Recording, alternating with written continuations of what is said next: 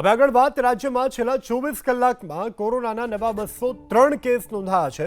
નવા કેસની સાથે રાજ્યમાં હાલ કોરોનાના કુલ 1281 એક્ટિવ કેસ છે, જેમાંથી 23 દર્દીઓ હોસ્પિટલમાં સારવાર હેઠળ છે, જ્યારે 1558 દર્દીઓ ઓપીડી બેઝ સારવાર હેઠળ છે। રાજ્યમાં અત્યાર સુધીમાં સાજા થયેલા 149 દર્દીઓને ડિસ્ચાર્જ કરાયા છે। જોકે સત્તાવાર રીતે રાજ્યમાં એક પણ દર્દીનું કોરોનાને કારણે મૃત્યુ નથી થયું।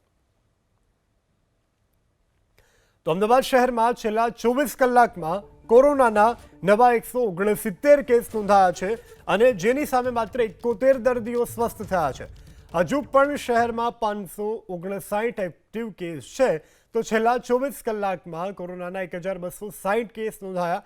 ત્યારે આરોગ્ય મંત્રી ઋષિકેશ પટેલે લોકોને તાવ, શરદી, ખાંસી હોય તો 27 જૂનના જગન્નાથજીની રથયાત્રામાં જવાનું ટાળવું જોઈએ તેવી અપીલ કરી છે। કોરોનાની સ્થિતિ હાલ ગંભીર નથી, પરંતુ સાવચેતી રાખવી ખૂબ જરૂરી છે। ત્યારે કોરોનાના લક્ષણો હોય તો રથયાત્રામાં જવાના ટાળવાની સલાહ આપવામાં આવી છે।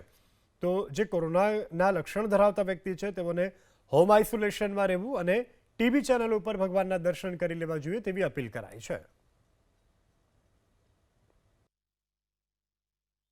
રથયાત્રાની અંદર આવા લક્ષણોવાળા કે જેમને કોવિડના લક્ષણો દેખાતા હોય, શરદી, ખાંસી કે જુકામ જેવું કોઈ વિષય થયો હોય તો એ લોકોએ નહીં જવું જોઈએ। અને સાથે કોમોર્બિડ દર્દી, ઉંમરલાયક લોકો અને સાથે જે લોકોને નાની મોટી મુશ્કેલીઓ આવી દેખાતી હોય એ લોકોએ બને ત્યાં સુધી પોતાના ઘરે બેસી અને ભગવાન જગન્નાથના દર્શન કરવા જોઈએ, જેથી કરી જેમને લક્ષણો છે એ બીજાને ન આપે અને જે કોવિડ